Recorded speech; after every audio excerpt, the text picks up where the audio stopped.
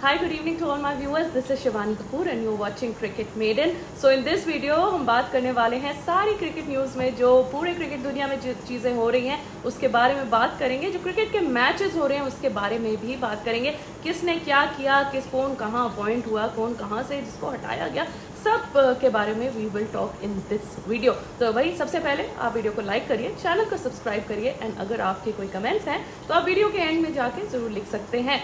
So anyway, सबसे पहले जो है Ricky Ponting has step down from Delhi Capitals as the head coach. तो भाई बहुत बड़ी ये खबर है एंड सौरव गांगुली ने अपने अकाउंट से ये रिलीज़ की थी एंड देन दिल्ली कैपिटल्स ने भी एक बड़ा सा नोट डाल दिया thanking Ricky Ponting for his services over 6 to 7 years।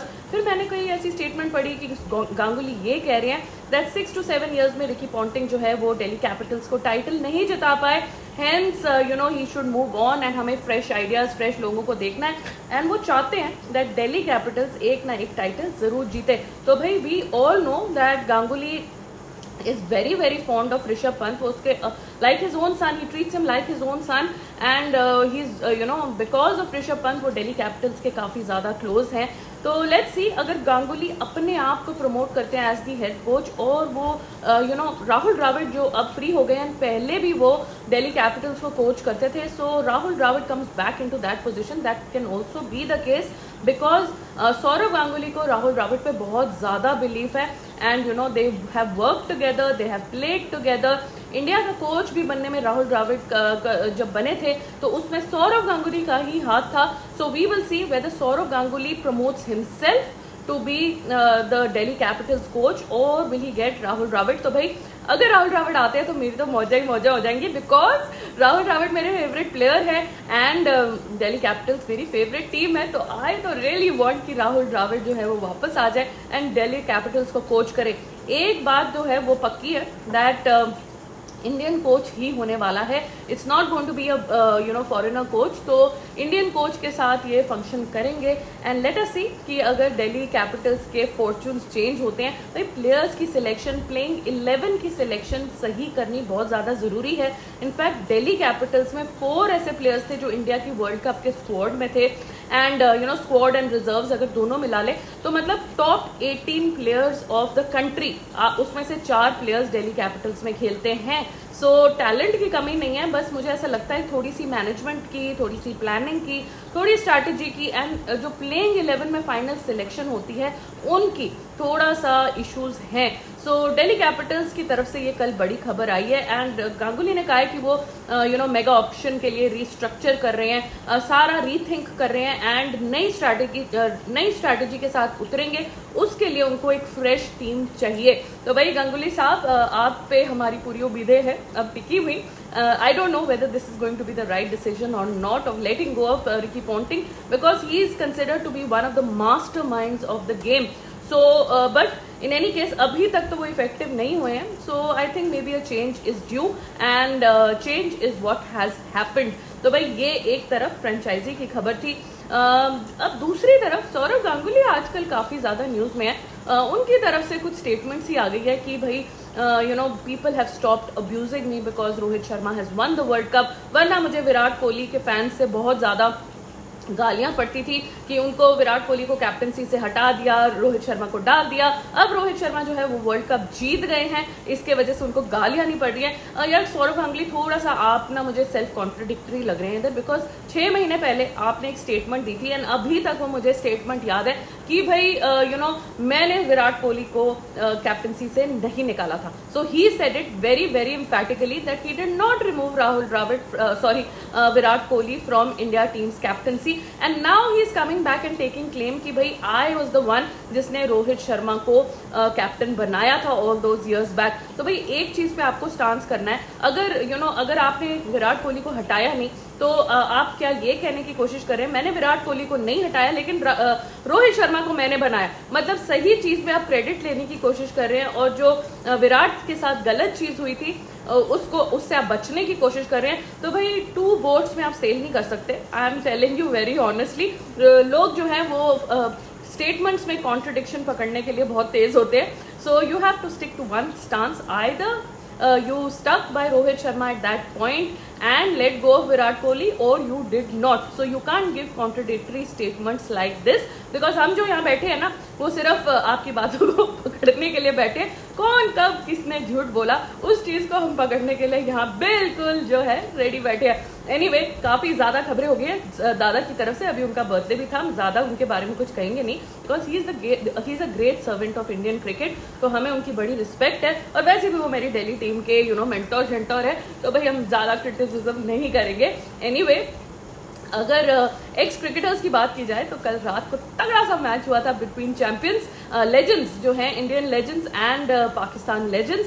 And ये पाकिस्तान लेजेंड्स बहुत सारे बदले की बातें कर रहे थे, 2007 का बदला एंड 2024 का बदला एंड ये बदला ये वो बदला। तो भाई कुछ बदला शदला नहीं हुआ, इंडिया जीत गई, वहां भी इंडिया जीत गई। तो भाई देखने की बात है दैट शोएब मलिक जो अभी भी एक कैंडिडेट है पाकिस्तान के खेलने के लिए, शर्जील जो अभी भी फिट इनफ है, फिट तो नहीं है वैसे बट उनकी गेम जो है अभी भी सूटेबल है इंटरनेशनल के लिए। वहाब रियाज बहुत ही अच्छी बॉलिंग कर रहे हैं एंड कल तो सईद अजमल भी थे and Saeed Ajmal bowled an excellent spell and में। हालांकि last 2 balls of a spell में एक छक्का पड़ गया, एक चौका पड़ गया यूसुफ पठान से, तो उनके फिगर्स थोड़े से खराब हो गए। अदरवाइज उन्होंने 4 ओवर्स सिर्फ 15 रन दिए थे और विकेट भी ली थी। तो Saeed Ajmal was also bowling very well but unfortunately for the Pakistanis, unfortunately for us Indians, हम जो है वो मैच जीत गए। राइडो की तरफ से अच्छी इनिंग्स आई थी। फाइनली रायना ने कुछ पूरे टूर्नामेंट में नहीं किया। युवराज 2014 की बड़ी सारी यादें दिलाते हुए टुक टुक टुक टुक टुक टुक करते हुए, बट एनीवे इस टुक टुक से आई थिंक एक ही पर्पस था कि मैच को इंटरेस्टिंग बनाना, लास्ट ओवर तक लेके जाना और सारा जो क्राउड आया और जो देख भी रहा है उनको थोड़े से मजे दिलाना, और कोई पर्पस नहीं था। इंडिया ये मैच जो थी 156 में जब इनको रोक दिया था, आई थिंक मोरलेस इंडिया तभी जो है वो मैच जीत गई थी। तो वही सारे जो पाकिस्तानी बैं बैं बैं बैं करके रो रहे थे कि भाई हम ये बदले लेंगे। यूनिस खान ने खुद, पाकिस्तानी क्या यूनिस खान ने खुद जब इंडिया को लीग स्टेज में हराया था, उन्होंने यही कहा था कि हम तो भाई वर्ल्ड कप का बदला ले रहे हैं, ये ले रहे हैं, हम पाकिस्तानियों को खुश करना चाहते हैं। बड़ी बड़ी डींगे मारी थी इन्होंने और वो सारी डींगे जो है डस्टबिन में गिर गई क्योंकि फाइनल्स ये फिर से हार गए। तो भाई बहुत बहुत मुबारक है। इरफान पठान बहुत ज़्यादा पम्प्ड अप थे। एक तो उन्होंने यूनिस खान की क्या प्यारी बॉल की थी, तो भाई मज़ा आ गया उस डिलीवरी को देख के। उसके अलावा भी वॉज वेरी पम्प्ड अप जब यूसुफ पठान छक्के चौके मार रहे थे, पूरा अग्रेसिवली सेलिब्रेट कर रहे थे वो बिल्कुल डग आउट से। तो भाई मज़ा आ गया उनको देख के। एंड दोनों ब्रदर्स जो थे who were responsible for India's win, दोनों ने इंडियन फ्लैग में अपने आप को लपेट दिया and both of them were celebrating to the hilt. तो भाई congratulations to the Indian legends. हमने पाकिस्तान को हर जगह पीट दिया, जूनियर्स में पीट दिया, हम सीनियर मेंस टीम में पीट दिया और अब जो है लेजेंड्स में भी पीट दिया, वुमेन्स टीम में भी पीट दिया। भाई किसी भी हालत में हम पाकिस्तान को चैन से जो है जीने नहीं देंगे और देना भी नहीं चाहिए। वो भी हमें चैन से नहीं देने देते हैं, बॉर्डर में हम बहुत पंगे लेते रहते हैं। तो भाई हम जो है जितना हमारे हाथ में होगा उतना तो हम उनको दुख देंगे ही देंगे। एनीवे, आज जो है इंडिया का फाइनल मैच है, इंडिया वर्सेस जिम्बाब्वे। कल इंडिया जो है 10 विकेट से वो मैच जीत गया था। सो भाई हम सीरीज भी जीत गए कल, लेकिन सारा फोकस जो था वो पहले तुषार देशपांडे पे था क्योंकि उन्होंने बहुत घटिया बॉलिंग की। People were questioning his debut in international cricket as well. अगर वो सीएसके की पर्ची नहीं होते, there was no way in hell that he would have got an opportunity to debut. So भाई पहले तो ये था, फिर दूसरा जो गिल ने किया यशस्वी जायसवाल की सेंचुरी रुकवा के अपनी हाफ सेंचुरी कंप्लीट करके, उसके बाद जो छक्का मारा है उन्होंने 50 से 56 का, जिसके अगर वो छक्का नहीं मारते तो गिल शायद अपनी सेंचुरी कर लेते। तो इस चीज से उनको काफी ज्यादा क्रिटिसिज्म मिल रही है। हार्दिक पांड्या भी इन्हीं हरकतों की वजह से काफी ज्यादा बदनाम है। उन्होंने भी तिलक वर्मा की हाफ सेंचुरी रुकवाई थी, वो भी थोड़े सेल्फिशली बिहेव करते हैं ग्राउंड में। गिल जो है उनको अपने जो आइडल हैं विराट कोहली, उनके कदमों में जाना चाहिए एंड नॉट उनके फॉलो करना चाहिए एंड नॉट हार्दिक पांड्या जो एक सेल्फिश गेम खेलते हैं। तो भाई गिल के लिए तो मैं बहुत ज्यादा अपसेट हूँ, हमारे व्यूअर्स भी काफी ज्यादा अपसेट थे।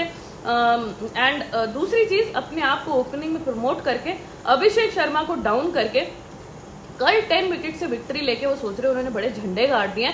तो यार ये बात बिल्कुल गलत है। तुम किसी और बंदे का टैलेंट खा के अपने आप को जबरदस्ती एक ऐसी पोजीशन में डालने की कोशिश कर रहे हो जो एक्चुअली पोजीशन तुम्हारी नहीं है।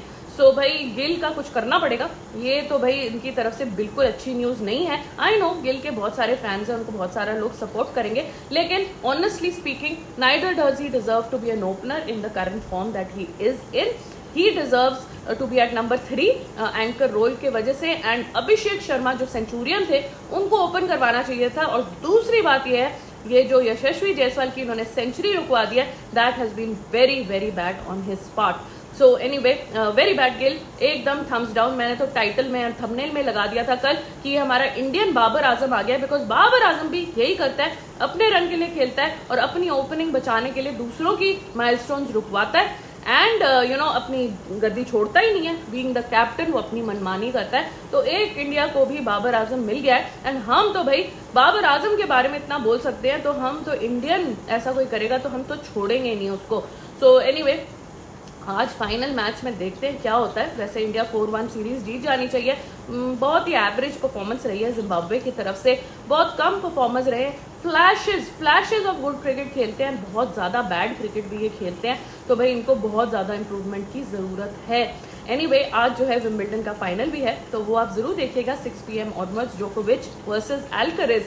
तो भाई इनका पहले भी फाइनल हो चुका है, एंड आज भी इनका बहुत ही तगड़ा मैच जो है वो एक्सपेक्टेड है। जोकोविच इज माय फेवरेट। मैं इसको लास्ट पता नहीं कितने सालों से, जब से इसने डेब्यू किया मैं इसको तब से, इनफैक्ट पहले मैं पीट सैम्प्रास को बहुत पसंद करती थी, एंड नाउ उसके बाद से मुझे जोकोविच जो है वो बहुत पसंद है। He is a little cheeky, he is a little you know smart ass, but मुझे वो बड़े अच्छे लगते हैं, फनी लगते हैं एंड कॉन्फिडेंट लगते हैं, एंड काफ़ी स्ट्रगल है उनकी यू नो बैकएंड में। तो भाई आई रियली लाइक नोवाक जोकोविच, एंड बिल्कुल उनके फाइनल ईयर्स हैं, फाइनल टूर्नामेंट्स हैं। आई रियली वांट कि वो जीते। अल्करेज तो आगे बहुत सारे टूर्नामेंट्स खेलेंगे और जीतेंगे, बट जोकोविच का almost maybe last Wimbledon हो सकता है, you never know. So I hope he wins today. I am going to support जोकोविच।